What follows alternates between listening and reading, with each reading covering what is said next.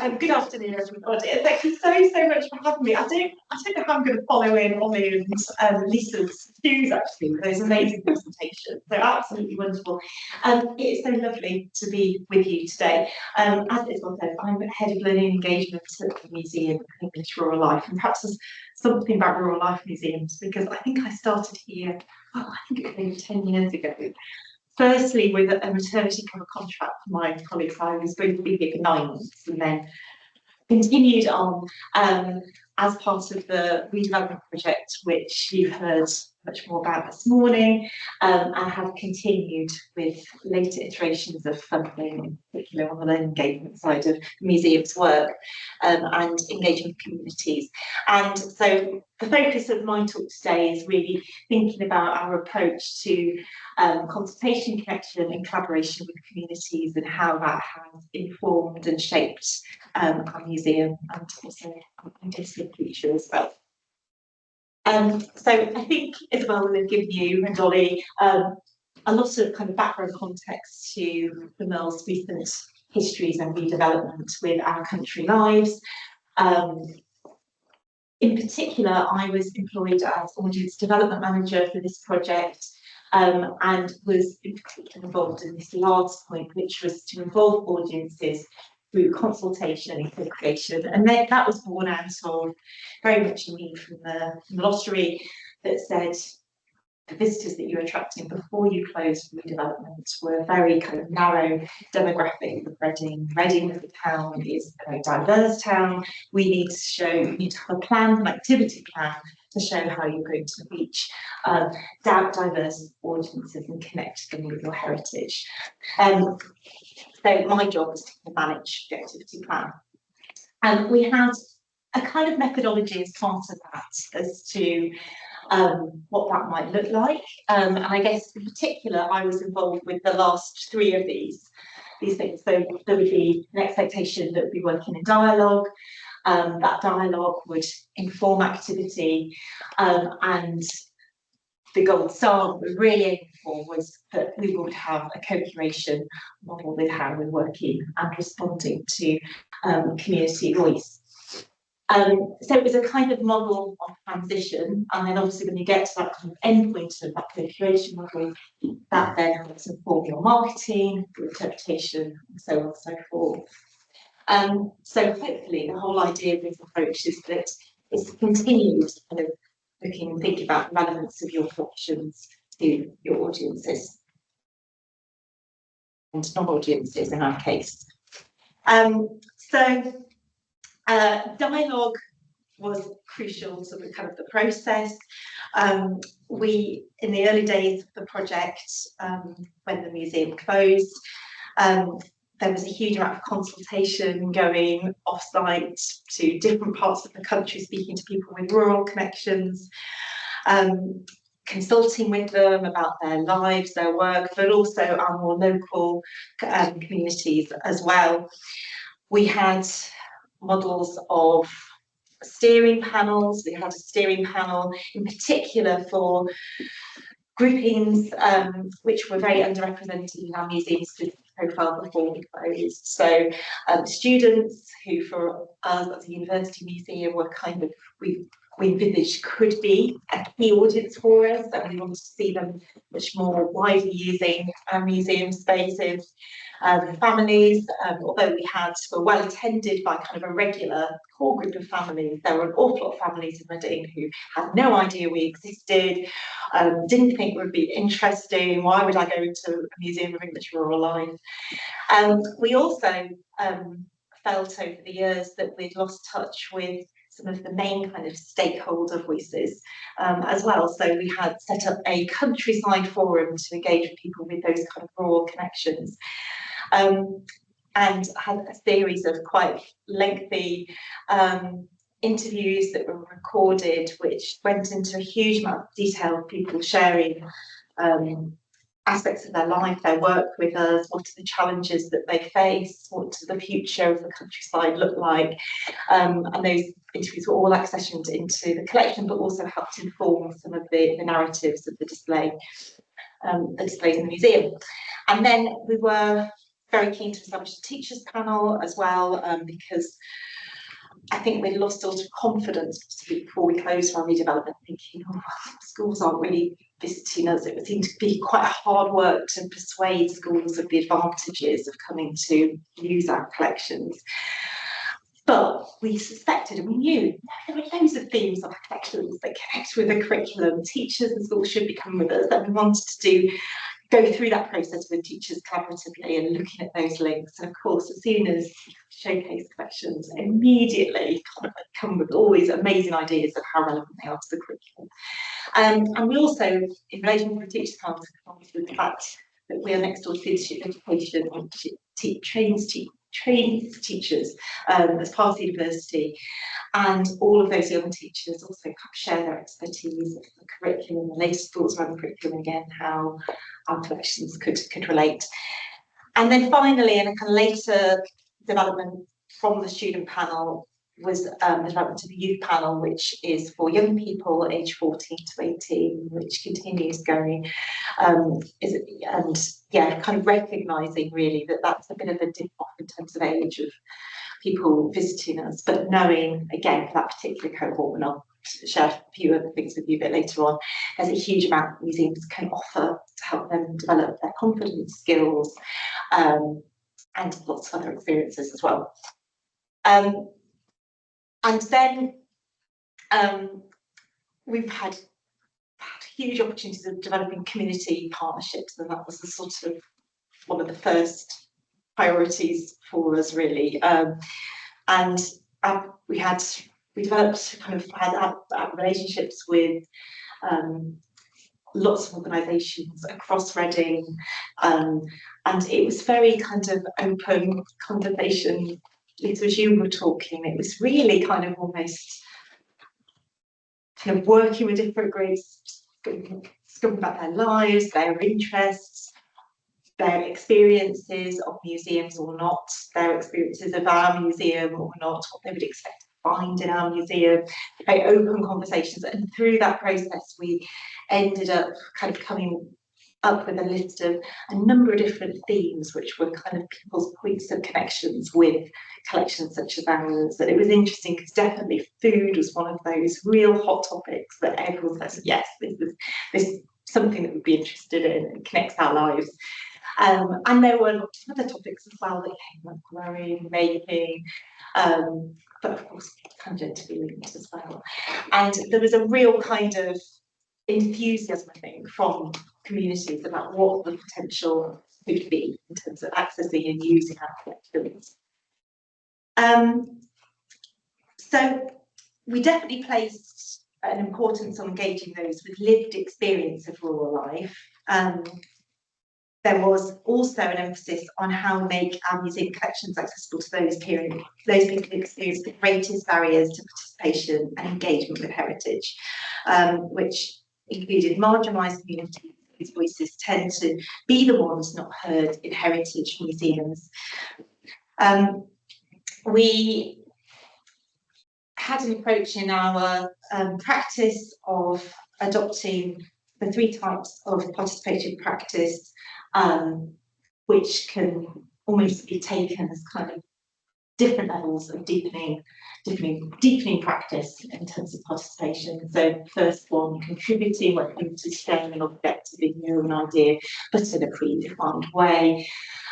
Growing to collaboration, working as active partners, but goals are decided by the institution, to the kind of gold standard of where we wanted to be, which was around co-creation, where members of the community are involved in projects which reflect their own interests. And I think very much that was the kind of the journey that we wanted to be on. And when we did the kind of final evaluation for the project, one of the heartening things was actually that kind of third strand, that co-creation strand, did come out in terms of our work with communities of one of the principles that they found and felt were working with us.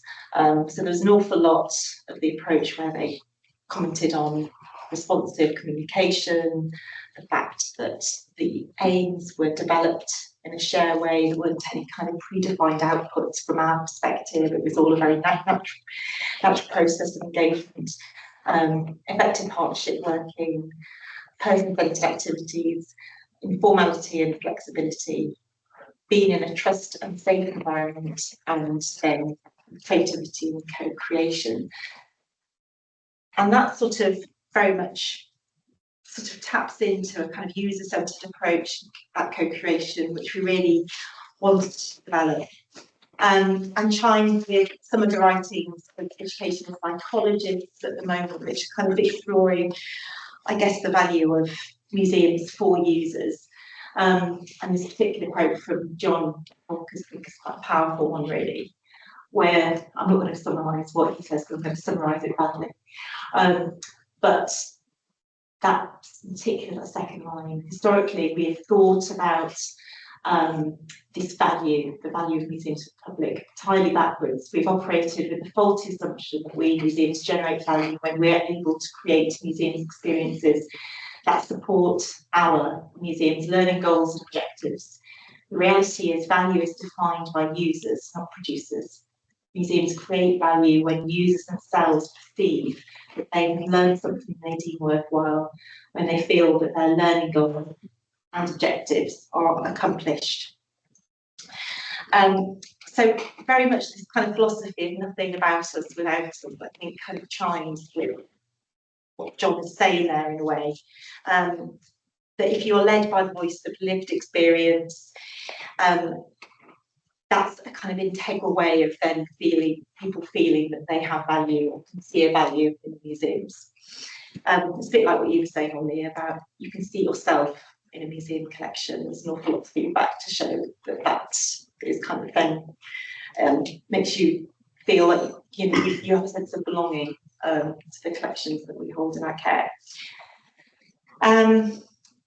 So a kind of key priority and key element of this work that we've been trying to do over recent years has been to ensure that those values of users and their lived experience have a representation in some way in museum narratives, our programme or our approaches to engagement.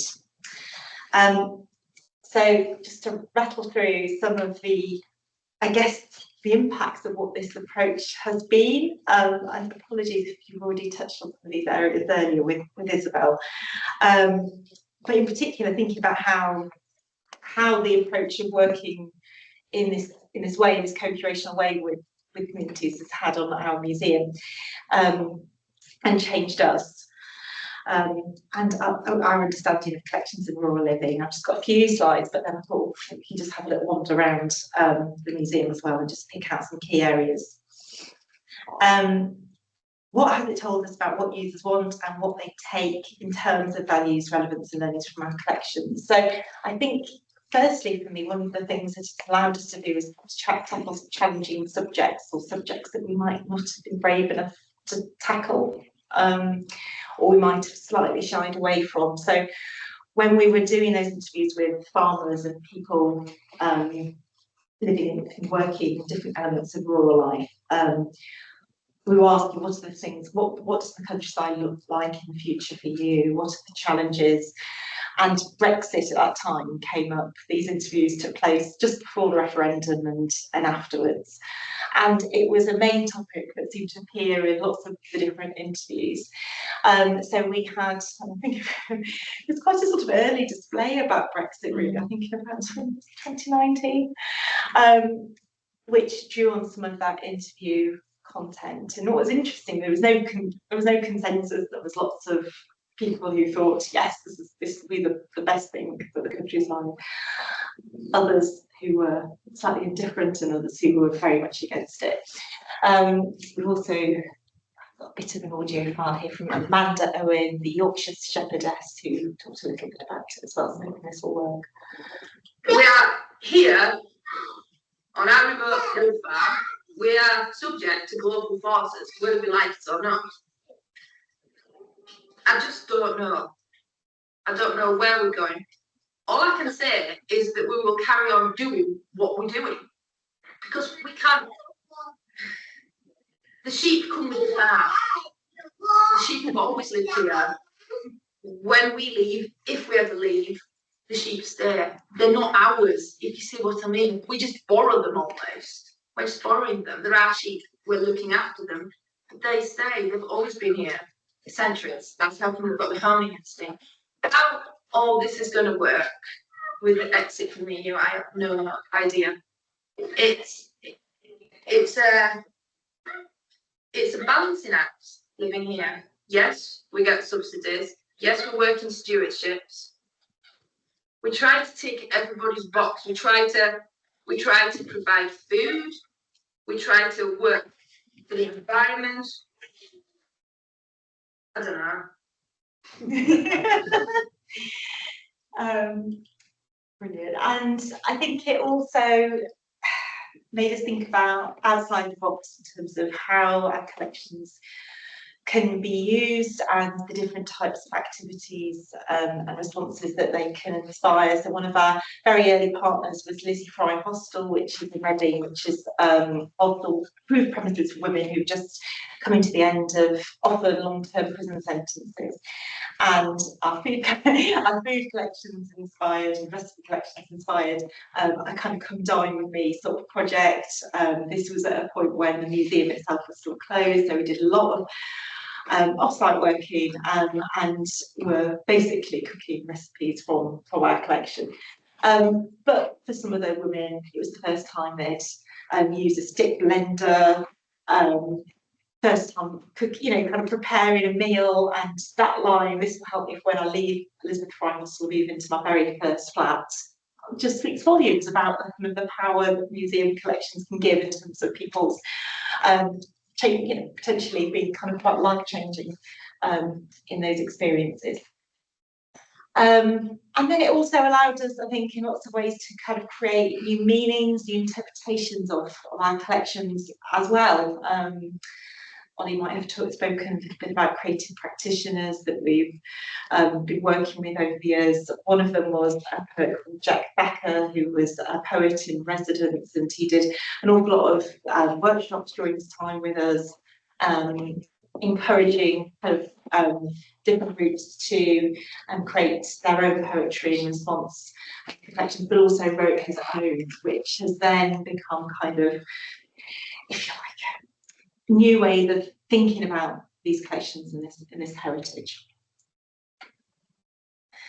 And it's also allowed us to kind of grow our understanding of collections with authenticity. Again, thinking in particular about that voice of lived experience is just so important. This exhibition, again, Lucy mentioned earlier, was part of a project called Curating for Change, which is Val and Ollie were particularly involved with, and it was a project led by Sweden South, who wanted to address the lack of representation of disabled people in museum workforces. And we had a trainee called Verity Schillerbeer, who I think is now has furthered her career in Cumbria. And she wanted to explore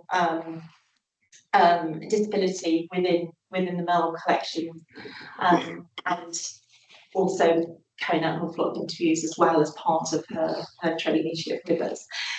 And just in terms of thinking about this importance of lived experience, and us needing to make sure that we are hearing a wide variety of voices and responding to and showcasing a wide variety of voices in our museum settings. She wrote quite powerfully, I think, in relation to her work. This exhibition has been funded by Curating for Change, which is actively addressing this significant lack of representation of disabled employees in the museum sectors. To honour this, I wanted to curate a collection which amplifies disabled voices present in the MERL collections. My main difficulty has been avoiding tokenism. I want disability to be thematically at the forefront, but I'm acutely aware that we are all so much more than our conditions. I've accepted this one collection could never cover everything.